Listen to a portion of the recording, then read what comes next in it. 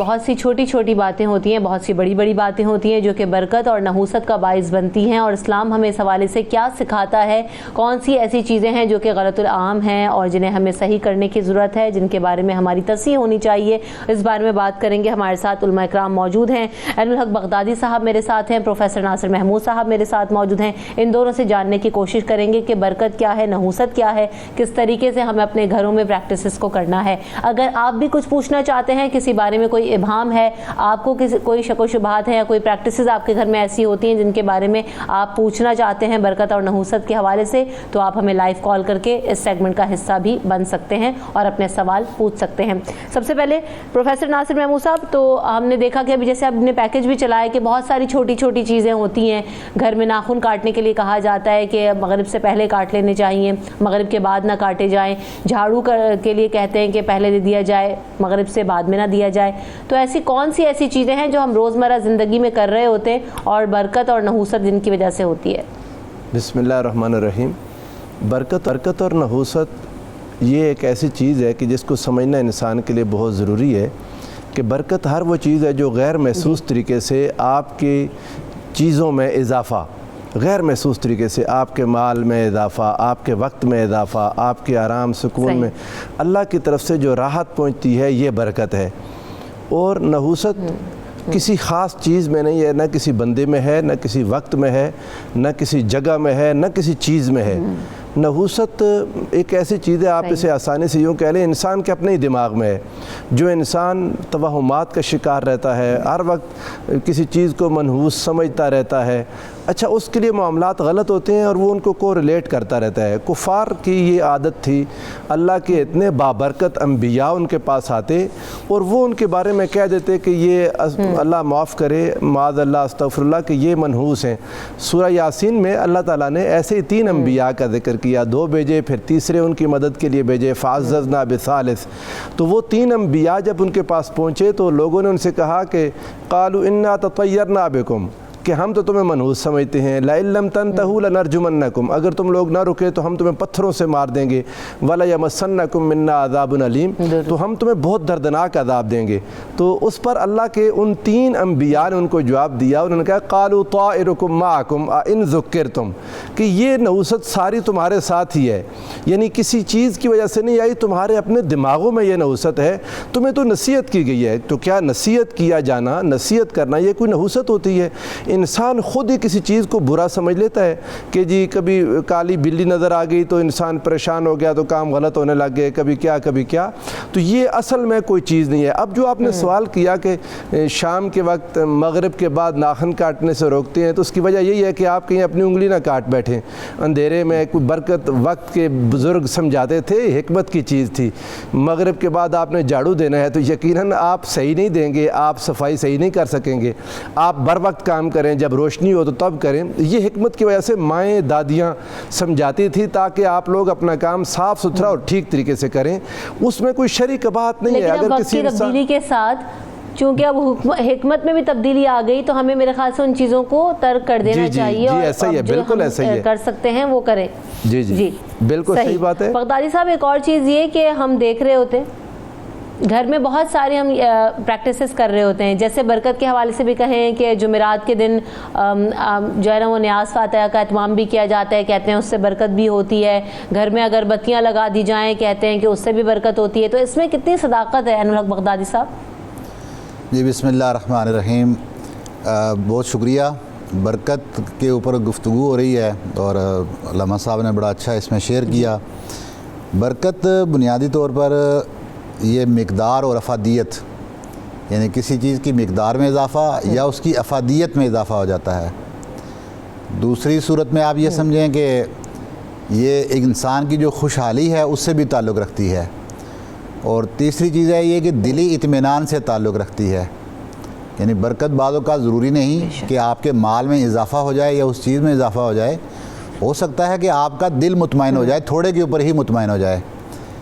اچھا، اس کے ساتھ ساتھ برکت اللہ رب العزت کی توفیق کو بھی کہا جاتا ہے کہ آپ رب کی توفیق کے ذریعے کام کرنے کی صلاحیت آپ کو زیادہ مل جاتی ہے، اور اس کے ساتھ ساتھ آپ کے کام میں نتیجہ خیزی بھی پیدا ہوتی ہے۔ یعنی بعض اوقات انسان کام کرتا رہتا ہے لیکن اس کام کا کوئی نتیجہ برآمد نہیں ہوتا، تو وہ کہتے ہیں کہ اس کے اندر بے برکتی ہو گئی۔ اگر وہ کام نتیجہ خیز ہو گیا تو اس کا مطلب ہے کہ کام کے اندر برکت آ گئی۔ رہا مسئلہ یہ کہ کن چیزوں کے ذریعے یا خاص کر کے ان نیک اعمال کے ذریعے جن کا آپ تذکرہ کر رہے ہیں کہ ہمارے کاموں کے اندر، ہمارے رزق کے اندر، ہمارے اعمال کے اندر، ہماری گفتگو کے اندر، ہمارے ایمان کے اندر برکت آتی ہے یا نہیں، تو اس بات پر علماء متکلمین کا بھی اتفاق ہے کہ اعمال صالحہ جو نیک اعمال ہیں وہ انسان کے ایمان میں بھی اضافے کا باعث بنتے ہیں اور بندے کی ہدایت کے اندر بھی اضافے کا باعث بنتے ہیں۔ تو ایسے ہی اگر آپ نیک اعمال کرتے رہیں گے تو وہ آپ کے باقی امور کے اندر بھی برکت کا سبب بنتے ہیں۔ حضور نبی اکرم صلی اللہ علیہ وآلہ وسلم کا اس کے اوپر بڑے واضح ارشادات بھی ہیں اور آپ کے امر مبارک بھی ہیں کہ اگر سب سے امپورٹنٹ جو چیز ہے، جو ایک میجر امبریلا کہہ لیں آپ اس کی، وہ تقوی ہے کہ اگر آپ تقوی اختیار کرتے ہیں تو وہ گویا کہ پورے دین کی امپلیمنٹیشن آ جاتی ہے اور اللہ رب العزت کا ڈر آ جاتا ہے، اس کے احکام کی پابندی آ جاتی ہے، بے شک، اور جن چیزوں سے اس نے منع کیا ان سے رکنا آ جاتا ہے۔ جب انسان ان تمام پیکج کے اوپر عمل شروع کر لے تو اللہ رب العزت ایسے شخص کی گفتگو کے اندر بھی برکت ڈال دیتا ہے۔ وہ تھوڑی گفتگو کرتا ہے لیکن وہ دلوں کے اندر سرایت کرتی ہے، اترتی چلی جاتی ہے، اور جن لوگوں میں یہ تاثیر پیدا نہیں ہوتی، وہ رزق حلال نہیں کھاتے یا وہ اللہ رب العزت کے احکام کے اوپر اس طرح سے عمل نہیں کرتے، تو وہ اگر پورا دن بھی لیکچر دیتے رہیں تو ان کے لیکچر کا کسی کو فائدہ نہیں ہوتا یا اس سے کسی کو ہدایت نہیں ملتی۔ ایک اور بڑی اہم چیز ہے وہ یہ کہ تقویٰ کا ذکر ہوا، اللہ تعالیٰ کا ذکر کرنا۔ جس گھر میں ناصر محمود صاحب نماز یا قرآن پاک کی تلاوت نہ کی جاتی ہو تو کیا اس گھر میں نحوست ہی رہتی ہے یا ہم کیسے اس کو ریٹ کریں گے؟ یہ بات درست ہے، یقیناً جہاں اللہ اور اس کے رسول کا ذکر نہیں ہوگا، اللہ کے پاک کلام کی تلاوت نہیں ہوگی، اللہ اور اس کے رسول کی یاد نہیں ہوگی جس دل میں، وہاں یقیناً چیزوں سے برکت اٹھا لی جاتی ہے۔ برکت کا یہی مفہوم ہے۔ رسول اللہ صلی اللہ علیہ وآلہ وسلم نے جب برکت کی دعا کی تو فرمایا اللہم بارک لی فی ما آتیت، اے اللہ جو تو نے مجھے عطا کیا ہوا ہے اس میں برکت عطا فرما۔ یعنی برکت مزید اس چیز کو اللہ تعالیٰ انسان کے لیے مبارک کر دیتا ہے، اس چیز کو انسان کے لیے انسان کی راحت اور سکون میں اضافے کا باعث بنا دیتا ہے، اور عطا کردہ چیز انسان کی ضروریات کے لیے کافی ہو جاتی ہے۔ مثلا انسان کا وقت تھوڑا ہوتا ہے۔ کالر ہے ہمارے ساتھ، ان کو شامل کر لیتے ہیں۔ السلام علیکم طاہر خان صاحب۔ جی وعلیکم السلام ورحمۃ اللہ وبرکاتہ۔ کیسے ہیں جی کیا پوچھنا چاہتے ہیں آپ؟ آج آپ نے الحمدللہ بہت اچھا ایشو جو ہے نا آپ نے یعنی کہ نکالا ہوا ہے کہ آج کل میں یہ جو گھروں میں ایشو ہے جھاڑو کا، بلی کا، یا دیر سے اٹھنے کا، یا اس طرح کا، یہ بات بالکل درست ہے کہ پروفیسر صاحب نے جو فرمایا بالکل ٹھیک فرمایا کہ ہمارے دماغوں میں یہ ساری پرابلمیں ہیں۔ باقی پرابلم جھاڑو دینے میں نہیں ہے، چاہے جس ٹائم مرضی دے دیں آپ۔ بڑوں کی جو نصیحتیں، اصل میں ہم ایک مسلمان ہیں، ہم لوگ اپنے اس انسانیت اور اس حساب سے اصل میں دائرہ اسلام سے ہٹ گئے ہیں، جس کی وجہ سے ہمیں یہ پریشانیاں آتی ہیں۔ تو یہ پریشانیاں بعض اوقات ہمیں شرک کی طرف بھی لے جاتی ہیں، یہ جو بلی اور یہ جھاڑو اور بالکل ایسے بہت ساری چھوٹی چھوٹی چیزیں ہیں جو ہمارے کلچر کی وجہ سے آ گئی ہیں، ہم ہندوستان کے ساتھ بھی رہے، کچھ چیزیں وہاں سے بھی آ گئی، تو ہمیں اس کو اڈاپٹ کر کے اس کو ختم کرنا ہے۔ ایک چیز یہ الحق بغدادی صاحب، کیونکہ اب چھوٹی چھوٹی چیزیں میں آپ لوگوں سے پوچھنا چاہتی ہوں، وہ یہ کہ کہتے ہیں کہ جمعے کو کپڑے نہیں دھونا چاہیے کیونکہ اس سے نحوست ہوتی ہے اور اللہ تعالیٰ رزق میں کمی کر دیتا ہے، رزق میں سے برکت اٹھا لیتا ہے، تو کیا یہ درست ہے؟ کوئی حوالہ ہے اس کے؟ قطعاً نہیں، قطعاً درست نہیں ہے۔ اور میں دوسرا یہ اس پہ ایک اصول بنیادی عرض کر دیتا ہوں، یہ چیزیں آج کی نہیں ہیں، ویسے بھی تھوڑا آپ نے پہلے بھی کہا تھا کہ ہم کیونکہ ہندو کے ساتھ رہے، ہاں بہت ساری رسوم ہندو کی وجہ سے ہمیں ملی، لیکن یہ ازل سے انسان بشر کے ساتھ ساتھ یہ چیزیں چلی آ رہی ہیں۔ یہ جو ناخن کی آپ نے بات کی تھی تاکہ اصول بھی اس کے اوپر ہو جائے، ہارون الرشید نے حضرت ابو یوسف سے پوچھا تھا کہ یہ ناخن کاٹنے کے لیے رات کو منع کیا جاتا ہے تو اس کا حکم کیا ہے، کاٹ لینے چاہیے یا نہیں کاٹنے چاہیے؟ تو انہوں نے فرمایا کہ کاٹ لینے چاہیے۔ تو انہوں نے پوچھا کہ اس کے اوپر دلیل کیا ہے، جیسے آپ پوچھ رہی ہیں کہ دلیل کیا ہے، تو انہوں نے بتایا کہ دلیل یہ ہے کہ الخیر لا یؤخر، جو خیر کا کام ہو نا اس کے اندر تاخیر نہیں کرنی چاہیے. اب کسی کے ناخن بڑے ہوئے ہیں تو اگر وہ ان ناخن کو بر وقت تراش لیتا ہے تو اس کا مطلب ہے کہ وہ بہت جلد اس نے اپنے آپ کی صفائی کر لی. ایسے ہی اگر آپ کے کپڑے گندے ہیں یا کوئی اور ایسا معاملہ ہے تو وہ خیر کا معاملہ ہے, جتنا جلدی آپ اس کو کر لیں گے تو گویا کہ آپ نے خیر کے کام میں جلدی کی. حکم ہے فاستبقوا الخیرات, نیکی کے کاموں میں آگے بڑھ جائیں, اس میں سبقت لے جائیں. بے شک صحیح. مکڑی کے جالوں کو کہا جاتا ہے کہ جس گھر میں زیادہ ہوتے ہیں یا کوئی بند جگہ جہاں پر مکڑی کے جالے بہت زیادہ ہوں اس جگہ کو منحوس قرار دیا جاتا ہے. اچھا بات وہی ہے, وہ کسی نے اسی لیے کہا وہ اس گھر کے لوگوں کے پھوڑ ہونے کی علامت ہے جس گھر میں یہ مکڑی کی ہوتے ہیں جالے, کہ وہ صفائی نہیں کرتے, وہ کام نہیں کرتے, بس اپنے اور چیزوں میں لگے رہتے ہیں لیکن گھر کی صفائی نہیں کرتے. تو کسی نے ایسی ماں دادی نے کہہ دیا ہوگا کسی بچی کو اور اس کو ڈرانے کے لیے کہ نحوست ہوتی ہے اتار دو, ایسی بات ہے کوئی نہیں. ہاں اتارنا چاہیے, گھر کی صفائی ضروری ہے. یہ مکڑی کے جالے اور یہ ساری چیزیں بتاتے ہیں کہ انسان صفائی کی احتیاط نہیں کر رہا, سمپل انسان کے پھوڑ ہونے کی علامت ہے. یہ بات یاد رکھیں بس, گھروں میں ان چیزوں کا ہونا. صحیح. ایک اور چیز یہ کہ اب ایک کھیل ہے لوڈو, آپ کو بھی پتا ہوگا, پتہ نہیں آپ نے کھیلا ہے نہیں کھیلا, لیکن اس کو بھی کہتے ہیں کہ گھر میں کھیلا جاتا ہے تو اس سے برکت اٹھا لی جاتی ہے. اچھا یہ ایسی ساری چیزیں, اس میں یہ ہے کہ اگر کوئی انسان اس پر لگا لے, چھوٹی چھوٹی چیزیں میں اسی لیے پوچھ رہی ہوں کہ ہماری نارمل پریکٹسز میں لوگ کر رہے ہوتے ہیں اور یہ باتیں ہو رہی ہوتی ہیں, تو ہمیں ان چھوٹی چھوٹی چیزوں کو کلیریفائی کرنا بہت زیادہ ضروری ہے. آپ دونوں سے ہم فائدہ اٹھا سکتے ہیں. اس میں برائی یہ ہے کہ اگر کسی نے اس پر کوئی جوا لگا لیا, کوئی اس طرح کی چیز جو لڑائی جھگڑے پر منتج ہوتی ہو. اچھا پھر دوسری چیز یہ کہ نمازیں اگر اس سے رہتی ہیں, تلاوت قرآن اس سے رہتی ہے, نیکی رہتی ہے, کسی مریض کی آپ عیادت کو نہیں جا سکتے, کسی جنازے سے آپ رک جاتے ہیں, یہ ساری چیزیں نحوست ہیں. اچھا اس کا اٹ سیلف کھیلنا نحوست نہیں تھا, لیکن اس کی وجہ سے کہ جی اب میں جیت گیا, اب تم جیت گئے, پھر لگے رہے اور اس میں بے شمار نیکی کے کام رہ گئے, اللہ اور اس کے رسول کی یاد سے انسان محروم ہو گیا. اور یقیناً شیطان اس طرح کے لہو و لعب میں انسان کو پھنسائے رکھتا ہے.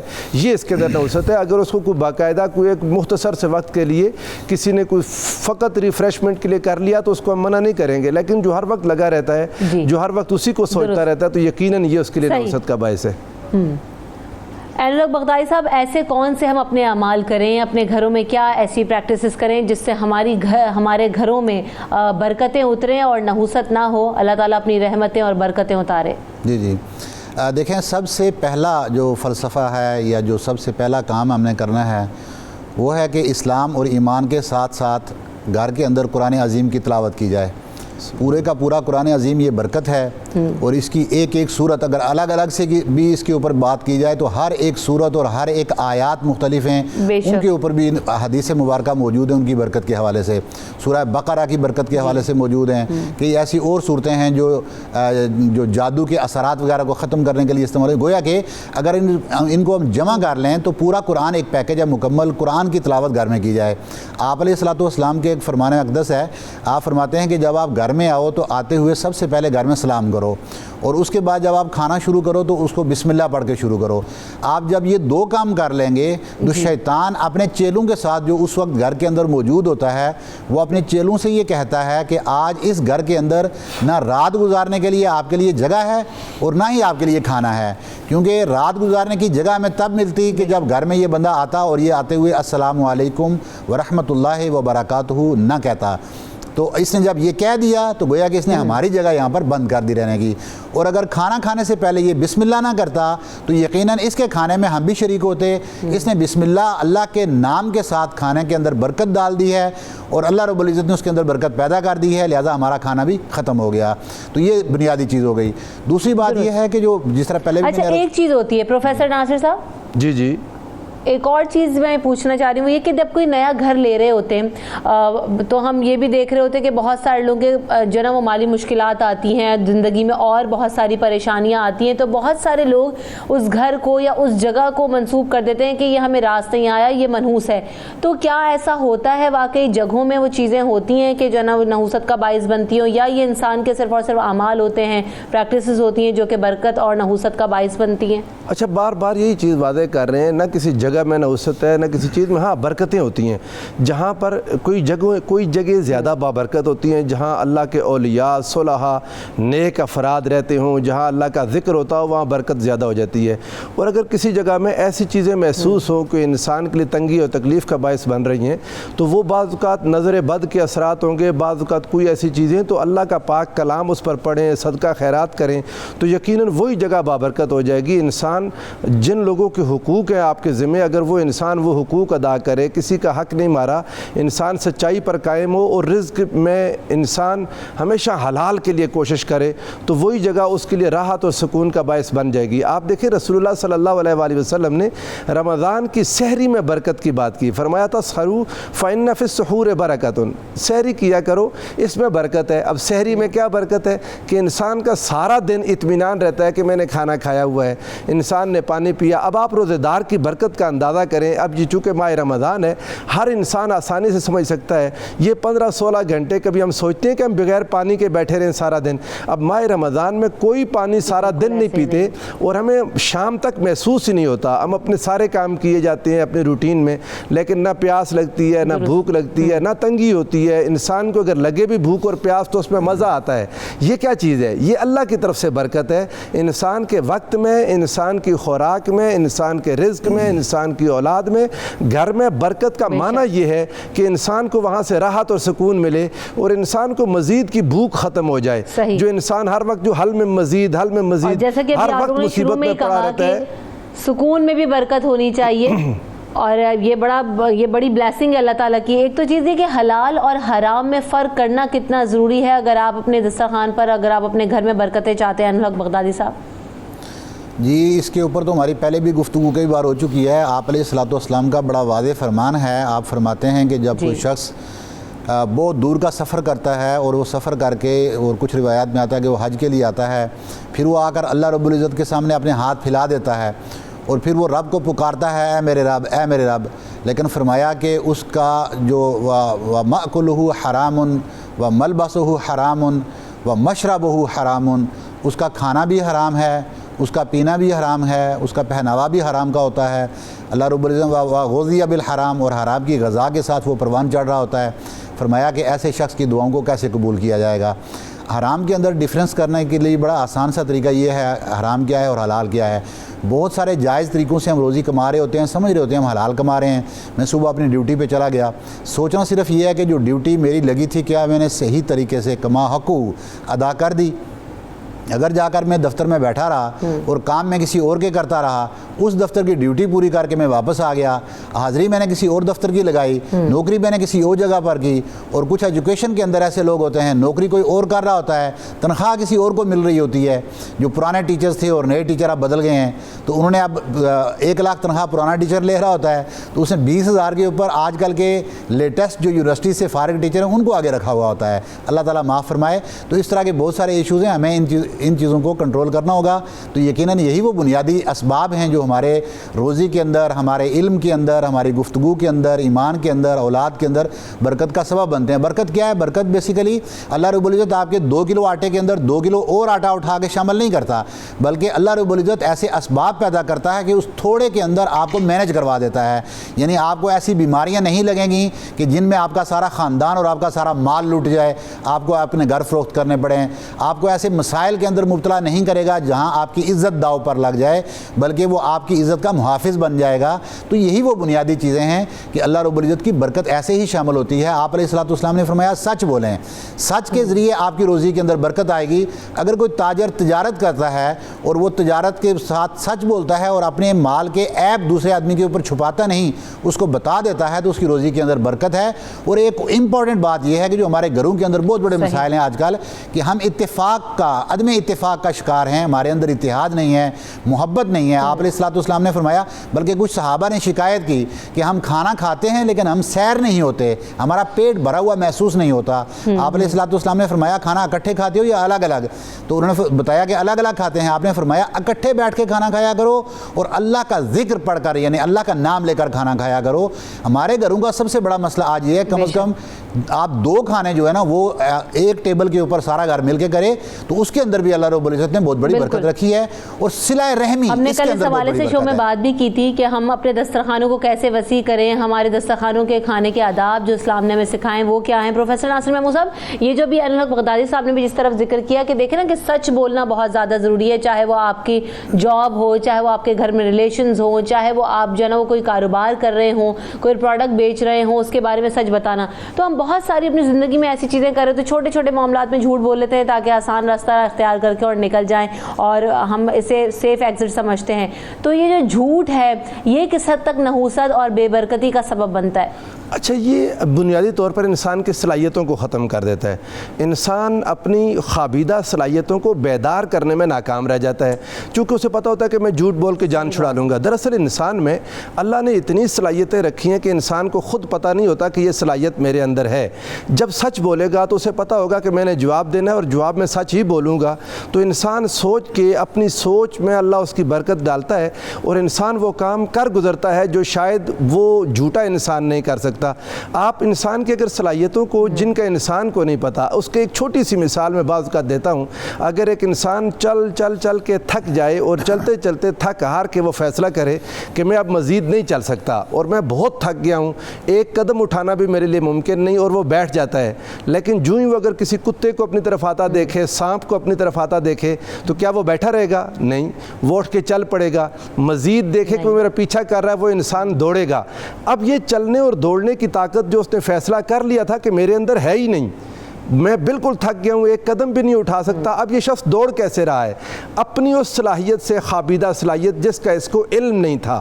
جب انسان سچ بولتا ہے تو انسان کے اندر یہ لامتناہی طاقتیں جو رب ذوالجلال نے انسان میں پنہا رکھی ہیں، جتنا سچ بولتا جائے گا یہ طاقتیں زیادہ سے زیادہ ہوتی چلی جائیں گی، اور وہ انسان اگر پھر نیکی اور تقویٰ کی معراج پر جب پہنچتا ہے تو یہ اولیاء کرام کی جو کرامات نظر آتی ہیں کہ عام حالات میں ایک چیز ممکن نہیں ہوتی، اور قرآن پاک بیان کرتا ہے سلیمان علیہ السلام کے دربار میں اس شخص نے ایک لمحے میں اتنے دور سے ایک تخت حاضر کر دیا، وہ اللہ کا فضل اور اللہ کی برکت تھی۔ حضور سیدی غوث اعظم رضی اللہ تعالیٰ عنہ کے ایسے واقعات جو انسان کو نہیں سمجھ آتے، یہ اللہ کی طرف سے عطا کردہ برکت تھی۔ حضور علیہ السلام کی اپنی زندگی میں جو حضور کے معجزات کے ذمہ بات یہی ہے پروفیسر ناصر صاحب کہ ہمارے چھوٹے چھوٹے اعمال ایسے ہیں۔ میرے پاس وقت بالکل ختم ہو گیا، آپ دونوں کی آمد کا بہت شکریہ کہ ہمارے چھوٹے چھوٹے اعمال ایسے ہیں جو کہ ہمارے لیے برکتوں کا باعث بن سکتے ہیں۔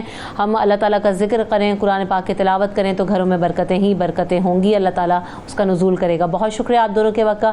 یہاں پر پروگرام کا وقت ختم ہو گیا، ہمیں اپنی دعاؤں میں ضرور یاد رکھیے گا۔ اللہ نگہبان۔